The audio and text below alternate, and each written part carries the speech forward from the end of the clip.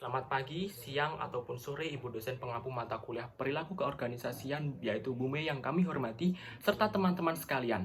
Perkenalkanlah kami dari kelompok 7 yang akan mempresentasikan materi mengenai persepsi dan pengambilan keputusan dengan studi kasus pada PT Rianda Kamil Sejahtera. Oke, dalam dunia organisasi, seringkali kita menemui situasi di mana manajer dan karyawan memiliki cara pandang yang berbeda terhadap suatu kondisi kerja. Perbedaan ini muncul karena latar belakang, pengalaman, dan tanggung jawab yang berbeda di dalam organisasi. Dari situ, muncul tantangan bagaimana perbedaan persepsi tersebut bisa mempengaruhi proses pengambilan keputusan. Karena pada dasarnya, sebelum seseorang mengambil keputusan, dia pasti akan menafsirkan situasi terlebih dahulu sesuai dengan persepsinya. Nah, kalau persepsinya berbeda, maka keputusan yang diambil pun bisa berbeda.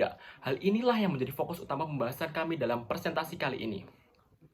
Oke, perkenalkan nama saya Bagus Mahendra Utama dengan NPM terakhir 429. Pada slide ini kita masuk pada bagian pengertian dari persepsi sendiri. Jadi persepsi itu bisa kita pahami sebagai cara seseorang menangkap dan memahami suatu informasi dari lingkungan sekitarnya. Informasi itu bisa berupa kejadian, orang lain, ataupun situasi tertentu. Lalu diolah di dalam pikiran kita sampai akhirnya kita memberikan makna terhadap hal tersebut. Nah, karena setiap orang punya pengalaman dan latar belakang yang berbeda, maka persepsi yang berbentuk juga berbeda-beda. Persepsi itu sebenarnya tidak muncul begitu saja, tapi melalui beberapa tahapan proses. Tahapan pertama yaitu adalah stimulus atau rangsangan, yaitu ketika seseorang menerima informasi dari lingkungan sekitarnya. Stimulus ini bisa berupa apa saja, seperti perkataan orang lain, situasi kerja, atau kejadian tertentu yang kita lihat dan alami secara langsung. Tahapan kedua yaitu adalah registrasi, yaitu proses di mana indera kita mulai menangkap stimulus tersebut. Di tahap ini, informasi yang kita terima akan diproses secara fisik melalui panca indera, seperti melihat, mendengar, ataupun merasakan. Jadi bisa dibilang ini adalah tahap awal masuknya informasi ke dalam pikiran kita sebelum benar-benar dipahami lebih dalam. Tahapan ketiga adalah interpretasi, yaitu proses kita memberikan makna terhadap informasi yang sudah kita terima. Dan yang terakhir adalah umpan balik atau feedback, yaitu respon yang kita berikan setelah kita memahami informasi tersebut. Respon ini bisa berupa tindakan, sikap, atau keputusan yang kita ambil. Jadi tahap ini menunjukkan hasil akhir dari proses persepsi yang sudah kita lalui. Dari penjelasan ini kita bisa memahami bahwa persepsi itu adalah proses yang cukup kompleks, bukan sesuatu yang instan. Hal ini penting karena persepsi akan sangat mempengaruhi cara kita bersikap dan mengambil keputusan. Jadi kalau persepsi seseorang berbeda, maka respon dan keputusan yang diambil juga berbeda. Pada slide ini kita membahas tentang bias persepsi dalam organisasi. Bias persepsi adalah kecenderungan seseorang untuk menilai sesuatu secara tidak sepenuhnya objektif karena dipengaruhi oleh cara pandang pribadi. Dalam lingkungan kerja, hal ini sering terjadi tanpa kita sadari apabila ketika kita harus menilai orang lain atau situasi dengan cepat. Ada 4 bias yang sering terjadi, yaitu halo effect, stereotyping, confirmation bias, dan fundamental attribution error. Kalau kita lihat lebih dalam, bahwasanya halo effect itu terjadi ketika kita langsung menilai seseorang secara keseluruhan hanya karena satu hal yang menonjol, misalnya karena dia pintar ngomong jadi dianggap selalu kompeten. Lalu stereotyping terjadi saat kita punya asumsi tertentu terhadap seseorang hanya karena dia berasal dari kelompok tertentu. Sementara itu confirmation bias membuat kita cenderung hanya mencari informasi yang mendukung pendapat kita sendiri dan mengabaikan yang berbeda. Dan yang terakhir adalah fundamental attribution error, terjadi ketika kita terlalu cepat menyalahkan individu tanpa mempertimbangkan kondisi atau situasi yang berbeda. Dari sini bisa kita lihat bahwasanya bias ini sering muncul dalam aktivitas kesehari-hari. Dampaknya cukup besar, yaitu mulai dari salah paham antar tim, keputusan yang kurang objektif, sampai munculnya konflik dalam organisasi. Oleh karena itu, penting bagi kita untuk lebih sadar terhadap cara kita menilai sesuatu supaya keputusan yang diambil bisa lebih adil dan profesional. Perkenalkan, nama saya Muhammad Andri Kusuma Rizky dengan NPM Air 244. Pada slide ini dijelaskan bahwa pengambilan keputusan merupakan proses sistematis dalam memilih alternatif terbaik berdasarkan tujuan, informasi, dan keterbatasan yang ada. Dalam proses ini diawali dengan mengenali masalah, karena keputusan tidak akan muncul tanpa adanya masalah yang disadari. Setelah itu disusun beberapa alternatif solusi yang memungkinkan. Selanjutnya, dari setiap alternatif dievaluasi dengan mempertimbangkan efektivitas, resiko, dan manfaatnya, sehingga keputusan diambil tidak hanya cepat tetapi juga tepat. Dari hasil evaluasi, dipilih alternatif yang paling sesuai, kemudian diimplementasikan dalam bentuk tindakan yang nyata. Setelah itu, dilakukan evaluasi untuk menilai apakah keputusan tersebut sudah mencapai tujuan atau perlu perbaikan. Nah, dengan demikian, pengambil keputusan merupakan proses yang bertahap, terstruktur, dan berorientasi pada pencapaian tujuan organisasi. Perkenalkan, saya Fani Almira Maharani dengan MPM terakhir 220. Nah, selanjutnya adalah model dan faktor pengambilan keputusan. Jadi, model pengambilan keputusan ini terbagi menjadi dua. Nah, yang pertama itu adalah model rasional. Jadi, model rasional ini itu menganggap kalau orang itu mengambil keputusan itu secara logis dan juga secara teratur. Artinya, informasi itu tuh lengkap, tujuannya juga jelas, dan semua pilihannya itu benar-benar dipikirkan terlebih dahulu. Nah, dari situlah nanti dipilih yang hasilnya paling bagus. Contohnya nih, seperti manajer mengecek data penjualan dulu, lalu membandingkan beberapa strategi, dan baru memilih strategi yang paling menguntungkan. Nah, sedangkan yang kedua, ini adalah model bounded rationality atau rasionalitas terbatas yang berbeda dengan yang pertama tadi. Nah, model ini itu terlihat lebih realistis, apalagi karena kita itu kan punya keterbatasan, seperti keterbatasan waktu, informasi, dan kemampuan berpikir. Di sini contohnya itu ketika tim itu langsung memilih cara yang cepat dijalankan supaya targetnya ini juga cepat tercapai. Nah, berbeda kan dengan cara manajer tadi. Dan selanjutnya di sini juga ada beberapa faktor yang mempengaruhi pengambilan keputusan. Nah, yang pertama di sini ada faktor ekonomi. Di sini tuh seperti uang, biaya, dan juga keuntungan. Nah, contohnya itu ketika kita memilih strategi itu yang paling hemat biayanya. Dan yang kedua ada faktor sosial, itu seperti pengaruh tim atau lingkungan kerja. Nah, contohnya ini ketika kita mengambil keputusan itu karena mengikuti saran dari tim. Lalu yang ketiga itu adalah faktor organisasi, yaitu aturan atau sistem di perusahaan. Contohnya ketika keputusan itu kita ambil harus sesuai dengan kebijakan dari perusahaan. Lalu yang keempat itu ada juga faktor personal, yaitu dari diri sendiri, seperti pengalaman atau pengetahuan. Nah, di sini contohnya itu ketika kita memilih keputusan itu berdasarkan pengalaman kita yang sebelumnya. Dan yang terakhir ini ada faktor psikologis seperti emosi, persepsi, atau cara kita melihat atau memandang sesuatu. Nah, contohnya itu ketika keputusan itu bisa berubah karena kita tuh lagi emosi atau kita lagi punya pandangan tertentu terhadap sesuatu. Perkenalkan, nama saya Muhammad Andri Kusuma Rizky dengan MPM Air 244. Selanjutnya, pada slide ini dijelaskan bahwa persepsi mempengaruhi proses pengambilan keputusan dalam organisasi. Yang pertama, persepsi mempengaruhi identifikasi masalah.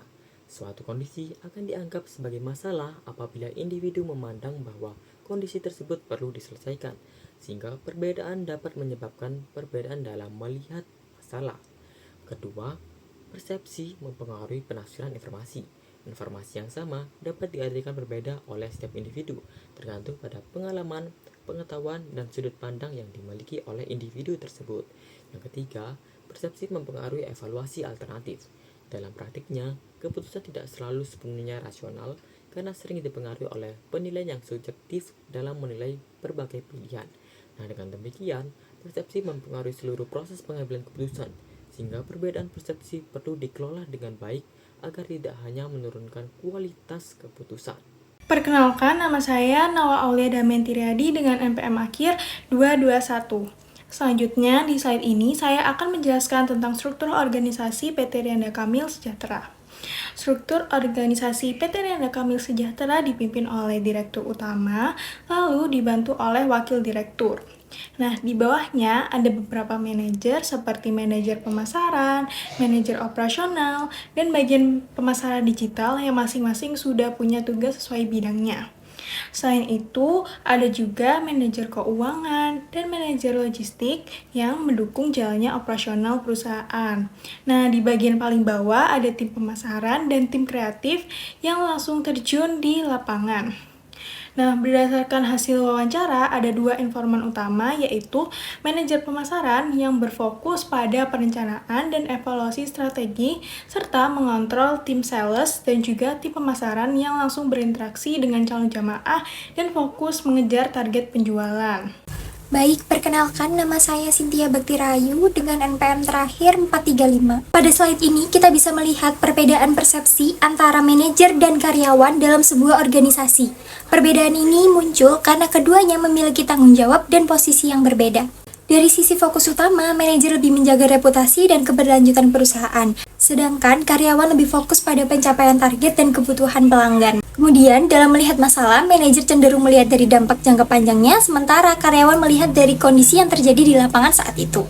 Dari orientasi keputusan, manajer biasanya lebih berhati-hati dan sistematis, sedangkan karyawan lebih cepat dan fleksibel karena harus menyesuaikan dengan situasi. Untuk pertimbangan utama, manajer fokus pada kebijakan dan stabilitas perusahaan, sementara karyawan lebih fokus pada closing penjualan dan kepuasan pelanggan. Dan yang terakhir dari sudut pandang, manajer melihat secara makro atau secara keseluruhan sistem, sedangkan karyawan lebih ke mikro atau operasional sehari-hari. Jadi bisa disimpulkan bahwa manajer lebih strategis sedangkan karyawan lebih operasional. Perkenalkan, nama saya Nawa Aulia Damentiriadi dengan MPM Akhir 221.